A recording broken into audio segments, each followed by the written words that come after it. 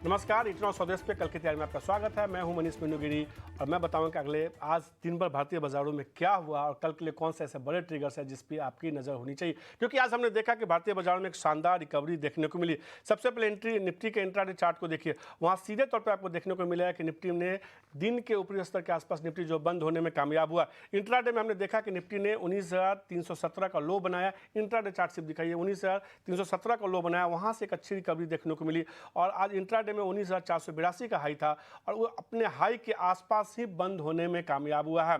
हरे निशान में कम से कम कह सकते हैं कि निफ्टी आज बंद होने में कामयाब हुआ है। बैंक निफ्टी की बात की जाए तो वहां भी हमने देखा आज के ट्रेड में एक अच्छी रिकवरी देखने को मिली।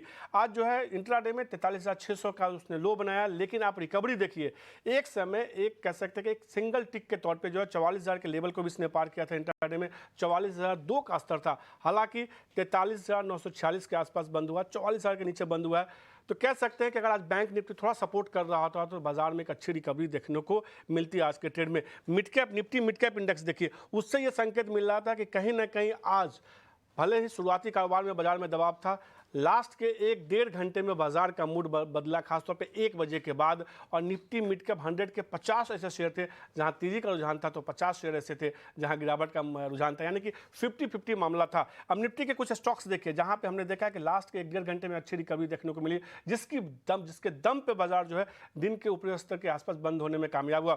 टाटा मोटर्स देखिए, एक अच्छी रिकवरी देखने को मिली, कुछ अच्छी खबरों के दम पे हमने देखा कि ई बस को लेकर जिस तरीके से कैबिनेट ने मंजूरी दी, उसका फायदा होता हुआ देखा, शेयर में उछाल देखने को मिला। अगला शेयर देखिए महिंद्रा एंड महिंद्रा, यहां हमने देखा कि यहां भी जो है आज के ट्रेड में खरीदारी देखने को मिली। निफ्टी के टॉप गेनर शेयर में था 2 ऑटो स्टॉक से। इन्फोसिस देखिए, यहां हमने देखा कि अच्छी मजबूती देखने को मिली, सुबह से ही ऑर्डर मिलने के जो करार किया उसका फायदा होता हुआ दिखा। और पूरे आईटी स्टॉक्स में निफ्टी 50 में आप देखेंगे कि कई सारे आईटी स्टॉक्स थे जो इसमें परफॉर्म कर रहे थे। इन्फोसिस के अलावा एक और आईटी स्टॉक देखिए विप्रो, वहां भी हमने आज के ट्रेड में खरीदारी देखी। इसके अलावा विप्रो भी आज कह सकते हैं कि मजबूती के साथ दिन के ऊपरी स्तर के आसपास, लेकिन मजबूती के साथ बंद होने में कामयाब हुआ। एक शेयर और देखिए मारुति, वहां भी हमने देखा कि आज रिकवरी देखने को मिली और वो भी हरे निशान में बंद हुआ। तो कहीं ना कह सकते हैं कि ऑटो और आईटी 2 ऐसे सेक्टर थे जिसने बाजार को ऊपर की तरफ खींचने का काम किया। फिर बाजार पे दबाव कौन बना रहा था, कौन ऐसा सेक्टर था जो बाजार को नीचे की तरफ खींच रहा था? मेटल शेयर सीधे तौर पे आज के ट्रेड में दबाव देखने को मिला था। वजह यही थी कि हमने देखा कि चाइना में सुस्ती की खबर आई, उसके वजह से हमने देखा पूरा मेटल स्टॉक्स जो है आज कमजोर होता हुआ दिखा। टाटा स्टील गिरावट देखने को मिली, हिंडाल्को देखिए वहाँ दबाव देखने को मिला। तो मेटल स्टॉक्स कहीं ना कहीं आज के ट्रेड में थोड़े अंडर परफॉर्म कर रहे थे। इसके अलावा टाटा स्टील बाजार के तमाम रिकवरी के बावजूद भी शेयर में रिकवरी देखने को मिली। हिंडाल्को में थोड़ी सी रिकवरी देखने को मिली, पर यह भी दबाव के साथ बंद हुआ। इसके बाद 2 शेयर और देखिए, भारतीय एयरटेल, वहाँ भी आज के ट्रेड में दबाव देखने को मिला। और जहाँ ऑटो में मैंने बताया कि टाटा मोटर्स और महिंद्रा मारुति में तेजी थी, वहीं हीरो मोटर एक शेयर देखिए जहां आज ऑटो में दबाव देखने को मिला कमोबेश से। तो ये कह सकते हैं कि बाजार में पिछले कई दिनों से एक ट्रेंड हमने देखा था कि बाजार जो है अपने हाई को पार नहीं कर पाता था, जो जिस हाई को वो इंट्राडे में बनाता था। आज कम से कम उसने इस कॉन्सेप्ट को बदला, आज निचले स्तरों से उसने एक रिकवरी दिखाई और दिन के ऊपरी स्तर पर बंद होने में कामयाब हुआ। अब देखना होगा कल भारतीय बाजारों में कैसा कारोबार होता है, लेकिन अगले आधे घंटे में इस शो में काफ़ी कुछ खास होगा। दर्शकों के हम सवालों के जवाब देंगे। आप भी इस शो में अपने सवाल भेज सकते हैं हमेशा की तरह। तरीका बेहद आसान है, आपको अपने जो शेयर आपके पोर्टफोलियो में वो कौन से शेयर हैं, किस भाव पे अपने लिए हैं, कितने क्वांटिटी में शेयर है, तमाम जानकारी आप अपने नाम के साथ इस नंबर पर व्हाट्सअप कर सकते हैं। इसके अलावा ईटी9 स्वदेश को ट्विटर फेसबुक पर फॉलो कीजिए, वहाँ आप जो है अपने सवाल भेज सकते हैं। आपको केकेटी यानी कल की तैयारी लिखनी है और वही जितने जो सवाल आपके पास है कि कौन से शेयर है, किस भाव पे आपने लिया है, अपना नाम, अपने शहर का नाम, ये तमाम जानकारी लिख सकते हैं। इसके अलावा एक और तरीका है, आप यूट्यूब पे जाएं, कल की तैयारी शो को देखें, वहाँ कमेंट बॉक्स में आप अपने सवाल भेज सकते हैं। वहाँ से हम आपके सवाल लेंगे और जानकारों से समझने की कोशिश करेंगे कि उन शेयरों पे अब आपको क्या करना चाहिए। और आज जो 2 जानकार हमारे साथ हैं जो हमारी मदद करेंगे, अवनी भट्ट हैं जेएम फाइनेंशियल से और अमोल आठवले हैं कोटक सिक्योरिटीज से। इन दोनों से समझते हैं सबसे पहले कि बाजार को लेकर अब क्या रुख बनता दिख रहा है। अवनी, हमने रिकवरी देखी खासतौर पे निफ्टी और बैंक निफ्टी में, इस स्तर पे अगर ट्रेड करना हो, क्या नजरिया होगा आपका? तो देखिए, निफ्टी ने फ्राइडे को जो रिकवरी दी थी वो बराबर 50 डे मूविंग एवरेज से रिकवरी दी थी, जो कि लेवल था 19,250 का। और आज तो उस लेवल तक गया भी नहीं है। तो अगर निफ्टी में अगर दबाव बना रहेगा तो वो सिर्फ एक कमजोरी जो रहेगी वो बैंक निफ्टी के कारण ही रहेगी, और आज मेटल सेक्टर में भी कमजोरी दिखी है। बट ओवरऑल अगर देखें तो 19,500 में और 19,600 के कॉल में काफी ओपन इंटरेस्ट बिल्टअप है। तो हमें ये देखना है कि अभी ये 500 का लेवल कल क्रॉस कर पाता है कि नहीं कर पाता है। ओवरऑल देखें तो 19,250 से लेके 19,600 के रेंज में निफ्टी फंसा हुआ है, और जो बड़ी तेजी अगर देखने मिलेगी वो 19,600 क्रॉस करेगा उसके बाद ही देखने मिल सकती है। और नीचे अभी फॉर द टाइमिंग 19,250 का एक सपोर्ट बन चुका है। और बैंक निफ्टी जो है वो 44,000 का लेवल क्रॉस नहीं कर पाया है। बिल्कुल वहां पे एक थोड़ा सा ऊपर जाते ही आज फिर एक बार सेलिंग हो गई। बट अगर ये क्रॉस कर पाता है तो ऊपर काफी सारे मल्टीपल रेजिस्टेंस लेवल्स है। तो 44,200 पे भी फिर अटक जाएगा अगर 44 क्रॉस कर पाता है तो ओवरऑल बैंक निफ्टी एक थोड़ी कमजोर कड़ी है इस पूरे मार्केट सिनेरियो में। और बैंक निफ्टी का साथ मिल जाए तो निफ्टी 19,600 तक आराम से जा सकता है ऊपर। बैंक निफ्टी का साथ मिलेगा तो यहाँ से निफ्टी में और अच्छी मजबूती देखने को मिल सकती है, फिर वो 19,600 तक जा सकता है, लेकिन 19,250 का ऐसा स्तर है जो निफ्टी के लिए बतौर सपोर्ट का काम करता हुआ दिखेगा यहाँ से। अब फटाफट सवाल जवाब के सिलसिला को शुरू करते हैं। और सबसे पहले चूँकि कुछ हमारे दर्शकों ने यूट्यूब के लिंक में कमेंट बॉक्स में लिखा कि आप हमारे सवाल नहीं लेते, तो उनके सवाल के साथ ही शुरुआत करते हैं। पीएनबी के बारे में जानना चाहते हैं, विजय कुमार ने सवाल पूछा है, वो जानना चाहते हैं कि पीएनबी पे मौजूदा स्तर पे क्या करें। अपनी क्या राय होगी पीएनबी को लेके? हमने देखा है कि पिछले कह सकते हैं कि पीएसयू बैंकिंग स्टॉक्स में तेजी थी, एक अच्छी रैली देखने को मिली, पीएनबी भी देखने को मिली 50 रुपये के जोन से, लेकिन अब ये शेयर जो है 60-62 के जोन में थकता हुआ दिख रहा है। आपकी क्या राय होगी? जी, पीएनबी जैसे आपने बताया कि एक अगर वीकली चार्ट्स पे देखें तो एक रेंज के अंदर फंसा हुआ है ये स्टॉक। ऊपर की तरफ 64 का लेवल क्रॉस नहीं कर पा रहा है, और नीचे इसका सपोर्ट भी 59 पे बना हुआ है। तो ये स्टॉक जब तक इस रेंज के अंदर रहेगा तब तक ना तो कोई ज्यादा बड़ी तेजी देखने मिल सकती है, ना ही कोई बड़ी गिरावट एक्सपेक्ट करने आए। तो ये अगर आपने लेके रखा है स्टॉक तो इसमें आप 59 का एक स्टॉप लॉस लगा के होल्ड कीजिएगा। ये जब भी इस ट्रेडिंग रेंज के बाहर निकलेगा तो बड़ी तेजी देखने मिल सकती है। आते हुए सीधे तौर पे पीएनबी पे जो अगला सवाल है, हंसराज जी का सैंड के बारे में जानना चाहते हैं। इन्होंने शेयर जो लिखा है वो क्वांटिटी काफ़ी ज़्यादा लिया, उन्होंने 90,000 शेयर लिया है 1561 रुपये के भाव पे। इनको नुकसान काफ़ी हो रहा है अभी इस भाव पे, और इन्होंने सीधे तौर पे पूछा है कि जब से लिया तब से शेयर लगातार गिरता जा रहा है। और कभी से देखने को भी मिला भी, हालांकि एक समय हमने देखा था कि शेयर में एक बड़ी रैली देखने को मिली थी साइंट में, लेकिन बीते 3-4 सत्रों से देखे, खासतौर पर 1600 से हम देखें थोड़ा दबाव देखने को मिला। लेकिन अगर नीचे से अगर इस साल का ही केवल चार्ट देखेंगे इस शेयर में तो करीब 700-800 के जोन से लगातार रैली देखने को मिली अगर इस साल की बात करें तो। क्या राय होगी अमोल सैंड पे आपकी? ओवरऑल चार्ट काफी अच्छा है, और प्रॉब्लम ये कि थोड़ा सा हायर साइड पे शायद बाइंग हुआ है, और उसके बाद मार्केट भी ओवरऑल थोड़ा सा टेक्सचर खराब हो गया, तो ये भी स्टॉक कंट्रीब्यूट कर रहे हैं। बट अगर मैं बड़े टाइम फ्रेम में देखूँ तो फॉर्मेशन अच्छा है, 20-50 डे सिंपल मूविंग एवरेज के ऊपर एक हायर बॉटम फॉर्मेशन है। सो कोई बड़ा प्रॉब्लम अभी तो नहीं लग रहा है, बट अगर तो वो स्टॉप लॉस लगाने चाहते तो मैं आई थिंक प्रेफर करूंगा 20 डे सिंपल मूविंग एवरेज या 1510। ये इंपॉर्टेंट लेवल है। यहाँ से ऊपर अगर स्टॉक ट्रेड होता है तो आई थिंक ये वापस 1600 रिटेस्ट कर सकता है, और मार्केट में मोमेंटम रहा तो 1620 1630 भी इमीडिएट में जाने के चांसेस है, बट 1500 स्टॉप लॉस रहेगा मेरे ख्याल से। स्टॉप लॉस के 1500 रुपये के स्टॉप लॉस के साथ आप शेयर को होल्ड करके चल सकते हैं। मोमेंटम आता है तो फिर वापस से 1600-1620 तक का रेंज देखने को मिल सकता है। अब अगला सवाल जो है मिथिलेश जी का, मिथिलेश जायसवाल जी का, विशाखापट्टनम से उन्होंने सवाल पूछा है। रेणुका शुगर के बारे में जानना चाहते हैं। 1056 शेयर के पोर्टफोलियो में है 46 रुपये 87 पैसे के भाव पे। वो जानना चाहते हैं कि रेणुका शुगर में क्या करें, शेयर में क्या राय होगी रेणुका शुगर पे अपनी? जी, रेणुका शुगर ने जो कुछ 3 हफ्ते पहले जो हाई बनाया था वहां से फिर जो गिरावट आई है वो गिरावट अभी भी रुकी नहीं है। तो इसमें अभी भी थोड़ा सा डाउनसाइड बाकी है। ये अगर 43 का लेवल तोड़ता है तो बहुत ज्यादा बिकवाली आ सकती है। तो एक 43 का स्टॉप लॉस लगा के आप होल्ड कीजिएगा ये स्टॉक को। जी शेयर को जो है 43 रुपये के स्टॉप लॉस के साथ आप होल्ड करके चल सकते हैं। जो अगला सवाल है महेश चौहान जी का मध्य प्रदेश से है। एक और शुगर स्टॉक्स के बारे में जानना चाहते हैं। 1800 शेयर है उनके पोर्टफोलियो में बजाज हिंदुस्तान का 16 रुपये के भाव पे। वो जानना चाहते हैं कि शेयर को होल्ड करें या निकल जाए। क्या राय होगी अमूल इस शेयर पे, बजाज हिंदुस्तान पे आपकी? बजाज हिंदुस्तान आई थिंक उसका फॉर्मेशन कंपैरेटिवली बेटर है। ये अगर हम मंथ में भी देखें तो भी 10-12% चला है स्टॉक, और ब्रेकआउट के बाद एक पॉज लिया है स्टॉक ने, तो टेक्सचर अच्छा है। आई थिंक 1920 एक इमीडिएट सपोर्ट्स लेवल बन के आ रहे हैं रिट्रेसमेंट्स के। अगर ये लेवल स्टॉक होल्ड करता है तो आई थिंक आने वाले दिनों में जो पॉजिटिव मोमेंटम पकड़ा है स्टॉक ने, वो कंटिन्यू रहने के चांसेस है। I think on the higher side 24-25 भी जा सकता है। तो महेश जी, सीधे तौर पे ये सब शेयर आप होल्ड कर चल सकते हैं, जो मोमेंटम है उसमें तेजी देखने को मिल सकती है, फिर ये 22 और 24 के जोन तक भी जा सकता है। हमने कई सारे स्टॉक्स की बात की है, लेकिन कुछ ऐसे ट्रिगर्स की बात करते हैं जो कल के लिए बेहद अहम है। एक तो वीकली एक्सपायरी है, उसका असर हम देखने को मिलेगा। इसके अलावा और भी कई सारे अहम ट्रिगर्स हैं, और ये तमाम ट्रिगर्स बताने के लिए मेरे साथ मेरी सहयोगी वामाक्षी जुड़ चुकी है। वामाक्षी, कल के लिए और कौन से बड़े अहम ट्रिगर्स हैं? जी बिल्कुल, कल अगर हम देखें, कल की बात करने से पहले आज की बात कर लेते हैं। आज FOMC के मीटिंग के मिनट्स आने हैं, और ये एक इम्पॉर्टेंट इकोनॉमिक क्यू है जो हमारे रेडार पर रहेंगे। इसके अलावा US की तरफ से क्रूड ऑयल इन्वेंट्रीज भी एक्सपेक्टेड है आज। इसके अलावा अगर हम देखें, कल US की तरफ से इनिशियल जॉबलेस क्लेम्स भी एक्सपेक्टेड है। तो लार्जली ये थे सारे इंपॉर्टेंट इकोनॉमिक क्यूज़। मगर अगर हम देखें तो अर्निंग्स के लिहाज से यथार्थ हॉस्पिटल फोकस में रहेगा, कंपनी के नतीजे आएंगे कल, और उसी के चलते ये स्टॉक हमारे रेडार पर ज़रूर रहेगा। कॉर्पोरेट फ्रंट पर अगर हम देखें, यहाँ पर भी काफ़ी एक्शन हो रहा है। कल वीकली एक्सपायरी है, तो इस पर हमारी नज़र रहेगी।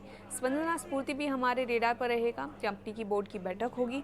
फंड रेजिंग को कंसिडर करने वाले हैं NCDs के द्वारा। पिरामिड फार्मा भी हमारे रेडार पर रहेगा, क्योंकि कंपनी का जो राइट्स इशू है वो बंद होने वाला है। इसी के साथ ओरिएंट ग्रीन टेक पर भी हम फोकस करेंगे। कल आखिरी दिन है ये स्टॉक को खरीदने का, अगर आपको राइट्स इशू के लिए एलिजिबल होना है तो। इसके अलावा एक इम्पॉर्टेंट इवेंट होने जा रहा है कल।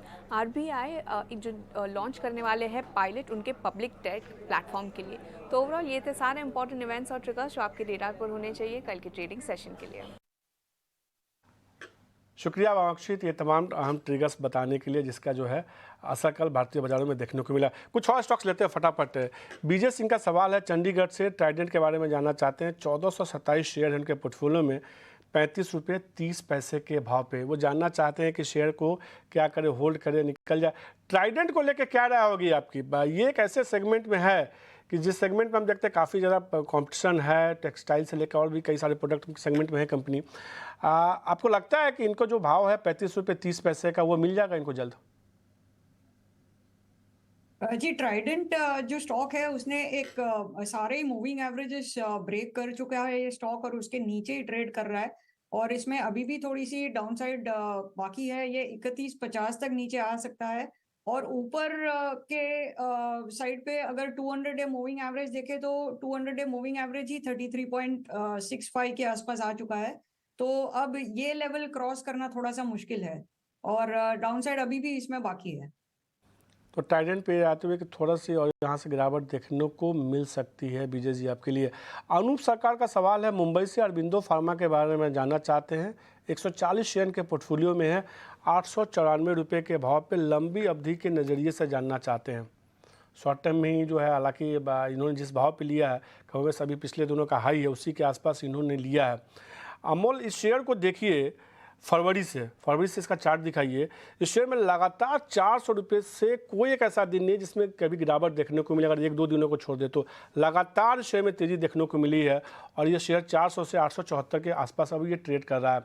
क्या रहा है अरबिंदो फार्मा पे? हालांकि ये अपने पिछले दिनों का जो हाई है वहाँ से अभी भी काफ़ी नीचे है, 1100, 1150, 1100 के भाव से।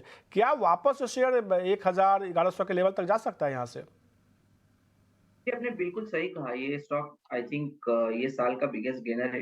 99% ये साल में स्टॉक ने रैली किया है, और काफी प्रॉमिसिंग पैटर्न है स्टॉक में। अगर कहीं भी करेक्शन आ रहा है तो इवेंचुअली वो बाइंग साइड में ही कन्वर्ट हो रहा है। तो मुझे लगता है कि फॉर्मेशन काफी स्ट्रांग है, और कहीं भी अभी रिवर्सल के साइंस नहीं दिख रहे। मुझे लगता है कि एक डीप आने के बाद अगर स्टॉक 860, 850 रहता है, तो मुझे आई थिंक ये गोइंग फॉरवर्ड 900, इनफैक्ट अगर थोड़ा मीडियम टर्म देखे तो 925 तक भी जाने के पूरे चांसेस है। स्टॉक थोड़ा पॉज लेगा, ओवरबॉट है, बट ओवरऑल टेक्सचर पॉजिटिव है। तो सीधे तौर पर अनूप जी, अगर आपका नज़रिया लंबी अवधि का है तो आप होल्ड करके चल सकते हैं। अमोल को लगता है कि यहाँ से शेयर में और मजबूती देखने को मिल सकती है। कई सारे शेयरों की हमने बात कर ली, कई सारे हमने ट्रिगर्स की चर्चा कर ली। अब बात करते हैं VIP स्टॉक्स की।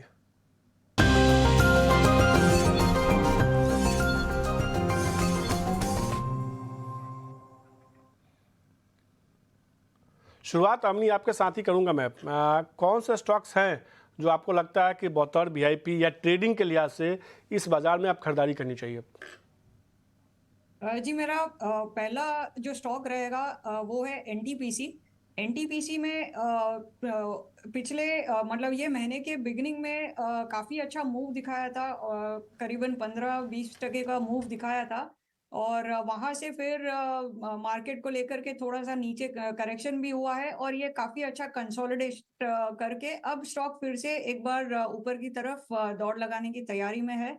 सो इसे 217 अभी आज का क्लोजिंग है, बट इसको 212 के स्टॉप लॉस से बाय कर सकते हैं और ऊपर 230 तक के स्तर देखने मिल सकते हैं।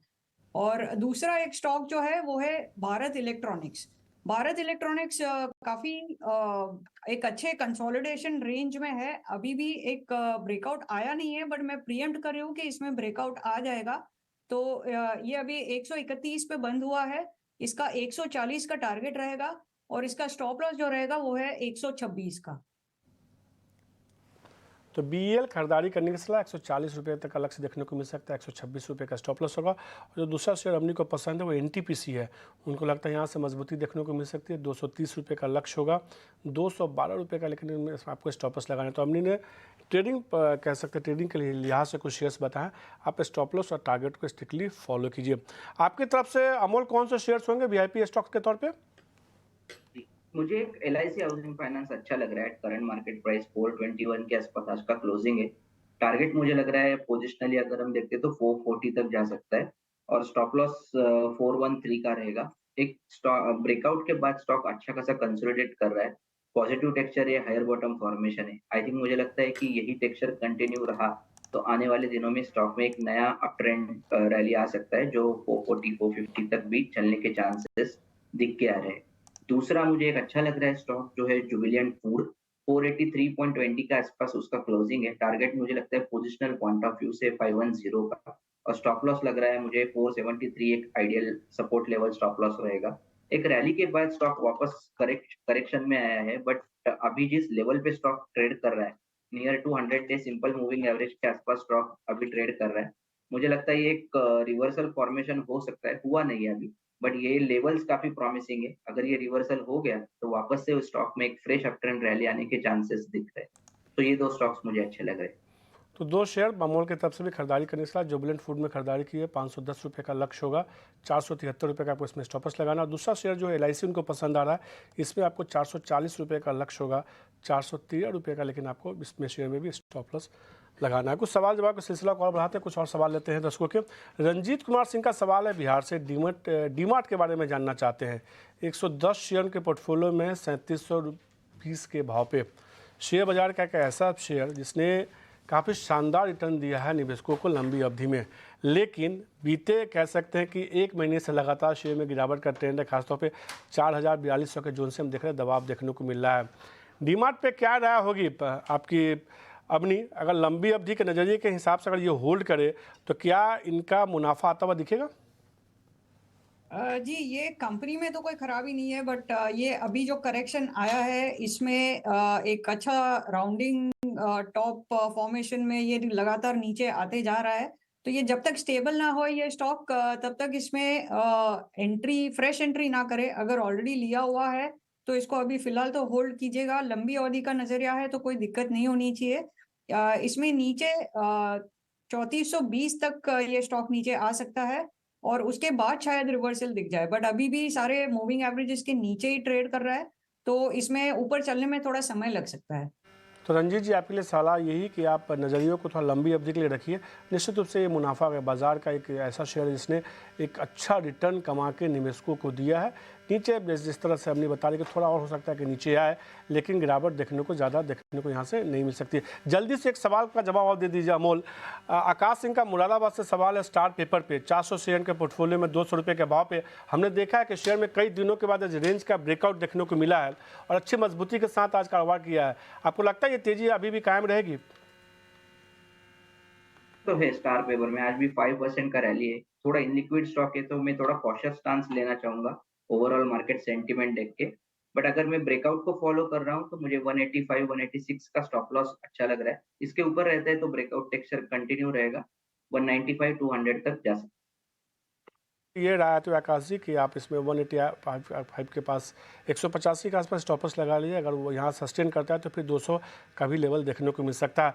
अवनी और अमोल, आपका शुक्रिया ET9 स्वदेश को समय देने के लिए और बीते आधे घंटे में कई सारे शेयरों पर चर्चा करने के लिए, VIP स्टॉक्स बताने के लिए। कल की तैयारी में आज के लिए इतना ही। मुझे दीजिए इजाज़त। नमस्कार।